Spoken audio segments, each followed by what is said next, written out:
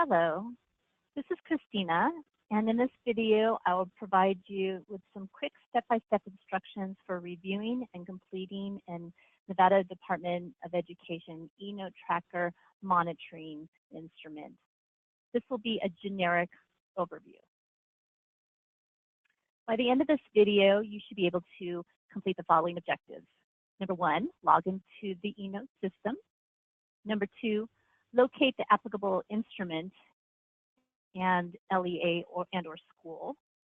3, assign yourself to an instrument. 4, review LEA compliance submissions within the instrument. 5, submit state comments to determine if the district or school has or has not met the compliance indicators for each required item. And lastly, complete the steps needed to accept the monitoring report. So let's begin. The first task you want to do is you're going to want to log into the eNOTE system. The eNOTE login is https://enote.doe.nv.gov. You can see it at the top over here, at the top of this web browser. If for some reason you have not been set up for a login, please reach out to the eNOTE administrator, which is Christina Cote, and she can help get you set up. If for some reason you've forgotten your password, there is a reset password option here. You would click on that and follow the instructions. As you can see, I've already entered my email address and the password that I've identified for the system. So I'm going to go ahead and log in. And as soon as I log in, it's going to take me to this main LEA homepage. This is the main page that helps us determine what instruments are available, how to sort and search. So the first task is that we're going to try to identify the school or the LEA that you wish to review. There's multiple ways that you can sort. You can use the instruments and try instruments option drop down and find the instrument, the applicable instrument. So for example, in this demonstration, I'm going to look at the focus school desktop monitoring and click that. And what will happen for that sorting is it'll show all the schools or districts that are associated to the instrument selected. So in this case, for focus schools, they're all schools. Another way you can sort is by just manually inserting the school or district's name. So the school I'm going to be reviewing for this video is Carl. So I'm just going to go ahead and put Carl in there. And when I select the apply filter, you can see that there's a couple Carls or partial Carls in there. We've got Carlin from Elko, and the Carl that I'm looking for is this focus school Carl. So that's the one I'm going to select. The default school year is usually the year that the instruments are in. Currently, we don't have new instruments for the fiscal year 17 or fiscal year 18 year. So currently we have last year's, which is 2016 to 17. This is correct. If you needed to look at a different year, you can see I can update, select, and update accordingly. But for the instrument that I'm going to demonstrate, 2016 to 17 should be the correct selected school year. So let's go back to Carl. Since I already have selected it and filtered it by the LEA name, I'm going to click on this hyperlink for that applicable school. And you can see that Carl will show for the 2016-17 all instruments that were associated to that school. So in this case, Carl had an instrument for their focused turnaround plan and application, which has a status of accepted, and one that says focus school desktop monitoring, which has a status of submitted. This is the instrument that we are going to take a look at as for this demonstration. I wanted to give you a little bit of a background on what the statuses mean. But before I do that, let's just take a quick look at this page. We've got the instruments. There's the status. If there's any items in compliance for accepted reports that we show here, and then the due date. So this is overdue at May 19, 2017. We're going to go finish this up since it is overdue. I'm going to click on the applicable instrument now. which is that Carl focus school instrument. Okay, now as I mentioned in that previous screen, we have a status of submitted. I want to show you what these statuses mean because they will give you a good indicator of whether you should have the ball to respond or if the district should have the ball to respond based on the status updates. So let me show you kind of a quick screenshot of what that looks like. Think of this as swim lanes of a flow chart of the process steps of how an instrument is put together to be accepted. It starts with the in progress swim lane, which basically means the LEA or school is in edit mode. They are responding to that instrument. Carl was not in progress. They actually were in the next swim lane, which is submitted, that dark purple, which means the LEA has submitted the instrument and from their perspective, they meet requirements to all the compliance indicators of that instrument. And now it is time for the state to review and to review the responses to see if the report meets compliance. The next, after the state sees it submitted, they're going to assign a state employee to that instrument by receiving that report. So once they click the receive button, the SCA will be in edit mode, and that employee will be reviewing all the school responses to see if they're in compliance. After the responses have been reviewed for all the items in that instrument, we have a decision point. Does the state want to accept the report, meaning that it meets all the compliance indicators that were outlined in that instrument, or do we need to return it for needs further action back to the LEA, the district, or school, in which case they would repeat this process again. They would go back to in progress, edit, submit, and then the state would continue this kind of cyclic process until everything meets compliance and it's accepted. That means the state has accepted the report and it's no longer editable. So that's kind of a highlight of how that process for monitoring an instrument looks like. Okay. So Carl is submitted, which means that we need to, as a state employee, need to assign ourselves to the instrument if we're not already, and then we need to receive the report so we can edit. So this is the instrument overview section. I'm going to actually close this because usually it's all closed down when it looks like this when you're an instrument when you actually go into the instrument. The top part of the block kind of gives you different statuses, the due date, who was the last updated, how many items are in the instrument, and then there's 3 items that are in progress, meaning that we need to look at those, and this kind of just gives you a quick kind of highlight of where everything is. We don't really use the team leader unless we're doing instruments as a group, but at this point we're kind of, for the NDE, we're looking at them more individually. These are all the LEA submitters, so people who on Clark's side who have access either with read access or administrative access to modify the report. And then from the state perspective, you can see we have Gabby Pingay, our Title I director, assigned to this report. But I'm going to go ahead and assign myself to this report so I can make the necessary edits and responses to this compliance. So once I click that edit, let me go back so we see that. I click this edit review. I'm going to assign myself. So now you can see there's 2 buttons. There's an assign button and an unassigned button. Gabby is currently in the assigned button, so I'm going to click the unassigned button.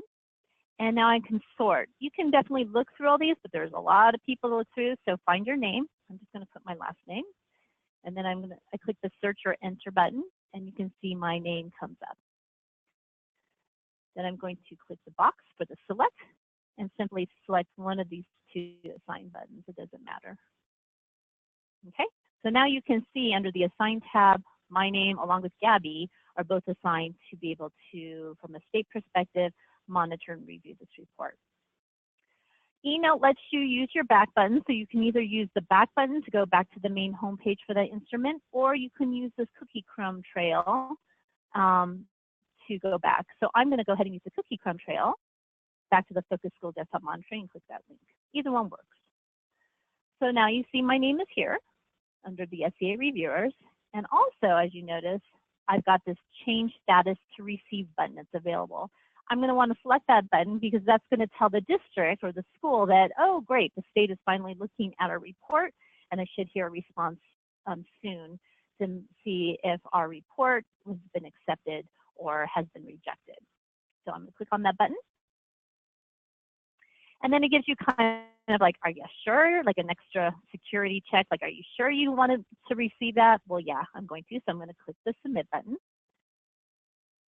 And now you can see the status has changed to received. And again, if you remember from that little PowerPoint slide I showed you, received means the SEA is now reviewing this instrument. All right, we're going to now look at the instrument items because that's really the main meat and potatoes of the review cycle for these instruments, the sample instrument that we're using. At the bottom over here, bottom of this page, you have multiple tabs. I'm going to quickly just review what each of those tabs are. The first is the items tab, and that will, if you expand by using this plus, it'll tell you how many items we are going to review. So if you notice that there's 3 items once I expanded that under this Focus School Monitoring Instrument. The second tab is the criteria questions. The criteria questions is usually what the district or school sees when they first open up this assigned instrument to them. And it determines how many items are associated by if it's applicable to their school or district or not. So for example, if you see for this Focus School Instrument, we had 5 questions, and based on their responses, a yes or no, it would open up associated items. So for example, did your school select providing strong leadership as an intervention? Carl did not select that, so there's no items associated with that particular intervention that the school will have to respond to. However, in 1C, they did select strengthening the school's instructional program as an intervention. Therefore, there will be an item that will expand associated to that particular intervention since they acknowledge that in the affirmative. Is your school receiving victory funds? Is something different? The school is not, so our victory education program professional is not, will not need to review this instrument. The next tab is the Documents tab, and the Documents tab is kind of like the house of all the documents that are uploaded. If you wanted to see all the documents uploaded by the school as proof of evidence in one spot, you could go to that Documents tab. However, each item also associates documents, the same documents, but breaks it down based on that item, and I'll show you that in a few minutes. So it's up to you. It's just a preference if you'd like to look at them all in one tab, or if you'd like to look at the documents that are associated to the item that you're reviewing. I personally like to just look at them per the items, the documents associated with items, because it makes more sense. And the last tab is the Status History tab, and that just kind of breaks down the status of things that have, like key actions in this instrument. So you can see the administrator set up the instrument back in March. Tiffany from the district submitted this report on behalf of Carl, and then Carl Elementary, and then myself just received the instrument for review. You can also print the report. I don't think you're going to need to do that for this purpose, though. So there's multiple features and functions of this system. We're going to go back to the items because that's really where our review begins. Okay, the items are broken out to categories, compliance categories with items. This is a smaller instrument. Some of our bigger instruments like our Title III instrument or Title I have multiple categories, and within each category, multiple items. So this one's a pretty easy example. But each category will expand by selecting this plus minus feature over here to the left. I'm going to start with item number 1, LEA Progress Monitoring of STP, which means School Turnaround Plan. Once I click on that item overview, it's broken up into 4 different sections actually. The first one is the compliance indicators. So this is really what you're looking for when you're reviewing an instrument. Have they met the district response to these 3 compliance indicators? Then there's a section for state findings. That's where you as a state employee monitoring this instrument would provide some comments based on your review of that item. And then below that is the LEA self-review section. So these are the responses that the school or the LEA have submitted in response to the compliance items above. And then at the bottom, we have the requested documents, which is optional. Not every item may have a requested proof of evidence document, but for this particular item, which is a district response about a protocol for the progress monitoring of the implementation of the underperforming schools. So basically, what's the protocols or the monitoring processes that the district is doing in helping to support this focus goal to make sure that they are on track and helping them to remove barriers. And that's what these items are all about. So from the requested documents evidence, they're supposed to provide evidence, they, meaning the district, is to provide evidence that regularly scheduled problem-solving meetings with school and district personnel responsible for Carl's turnaround plan implementation has occurred. These meetings should be led by either an external partner or a designated district school improvement staff. And so within here, there's attached documents that you can click and review to see, did they provide things like meeting notes that list, the personnel who's involved and what's the status of that school, are they on track, and that kind of sort of thing, or is there a process or a calendar of scheduled meetings? That's what we're looking for here. We're just wanting to make sure that the LEA is involved in this process and not leaving the school out to kind of work through everything on their own, since it should be aligned and supported. Okay, so I'm kind of going quickly through this, but I'm giving you the high-level summary of the tasks that you would want to do. So for this particular item, I'm going to first review the LEA self-review and compare it to make sure what was asked for in the compliance indicators has been appropriately responded within this instrument. So did they identify designated district staff and the external partners? I'd review their response. Did they summarize the current process of how district has engaged with school? I'm going to read the response. And then number 3 was uploading the evidence, which is the bottom here. I'm not going to go through all those processes because I've already reviewed this, and I know that this item has met compliance. So now I'm going to insert my state review statements and mark it compliance. Notice that the LEA says from their perspective, they feel that they meet requirements. It doesn't necessarily mean that they did meet requirements, just from their perspective. From the state findings, our current status is in progress. That needs to change to either does not meet requirements or meets requirements based on a review. So in order to add some edited text into this section, to the state findings, I'm going to click the edit button.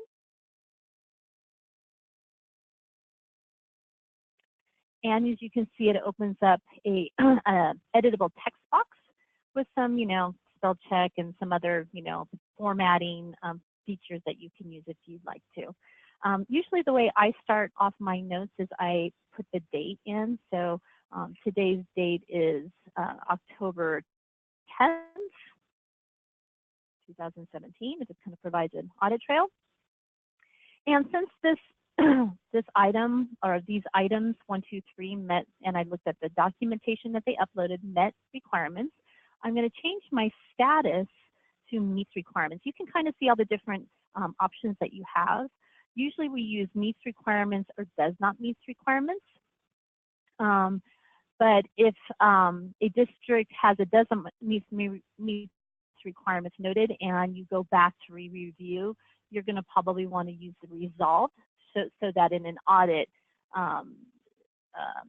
someone will see that that did not meet requirements the first time the SEA reviewed this instrument.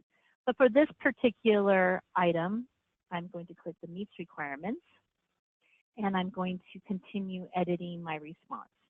So since they met requirements, I'm going to put something like, thank you for your submission, responses, just kind of acknowledging to the compliance indicators above, as well as for providing the required proof of evidence requirements to show that regularly scheduled problem solving monitoring meetings occurred, something like that. Okay? And I guess I should spell correctly. Then once that is done, I'm going to save my response. Okay? Now, if I'm going to just edit this and show you what it looks like if I select does not meet requirements. If I selected as does not meet requirements, then I'm going to want to put a different sort of response. Similar to what I have, you know, a thank you acknowledgement that they responded. But then I'm going to probably put something like next steps to meet compliance. And then I would list them, like number 1, like if they didn't upload number 3, let's say they didn't meet compliance indicator number 3, then I might put please upload proof of evidence to meet compliance item number 3. And then I probably would number them in case they have multiple next steps. So you're just basically going to, if they don't meet requirements, you're going to, you know, provide acknowledgement and then provide what do they need to do so that next time you review, it should meet compliance. What are some of the indicator gaps that you've identified? And then once you've done that, you're going to select a due date from here, which tells them when they should submit this new compliance requirement to meet the does not meet requirement status that you have tagged them. And I would give them a week. So if today is the 10th, I would give them to the 17th, providing that you're going to finish the report in the same day. So about a week and a half, you could give them to the following Friday. But I wouldn't do too much more than a week and a half, because this is a pretty easy report. But in this case, I'm going to change it back to meets requirements because I did okay. And don't forget to save, because if you don't click that save button before you exit the page, it's not going to stick and you won't be able to submit anything. So I'm going to save. And as you can see, now it's not editable. That's how I know that it works okay. All right, now I'm going to go to the next item. So you can click on this next button up here, and you're going to do the same sort of thing. This one is the indicator that if they met their mid-year targets, are they on track to meet their goals? And then there's different kind of questions. And then again, there's some other proof of evidence documents. In this case, there's 2.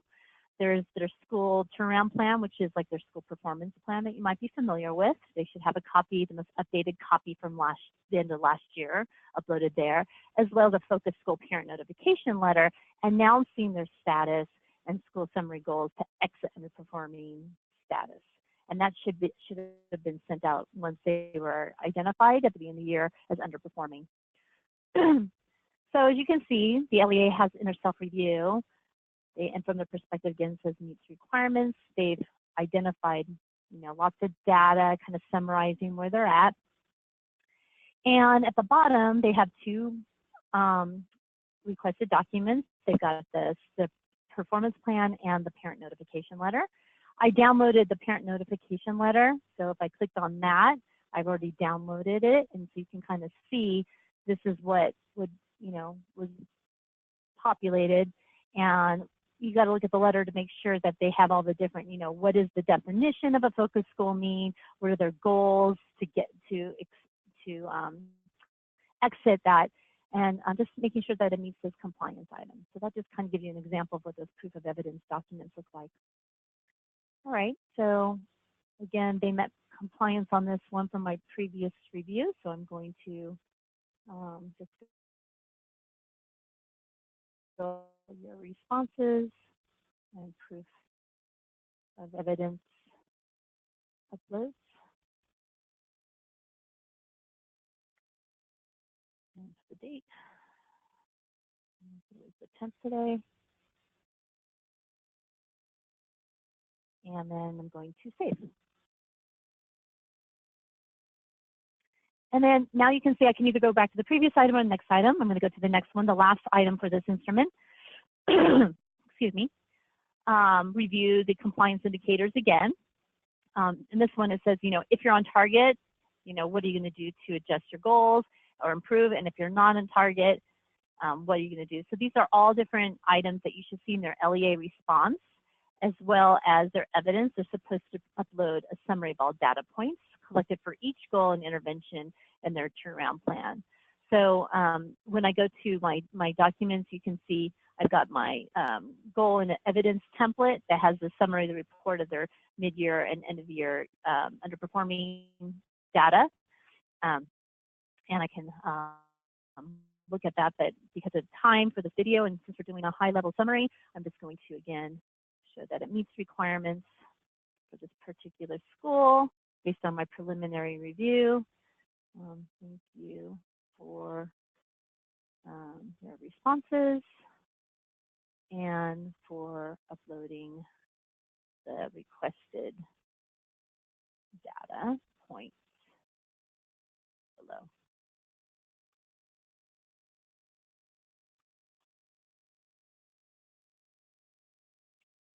And 17. And then I'm going to save.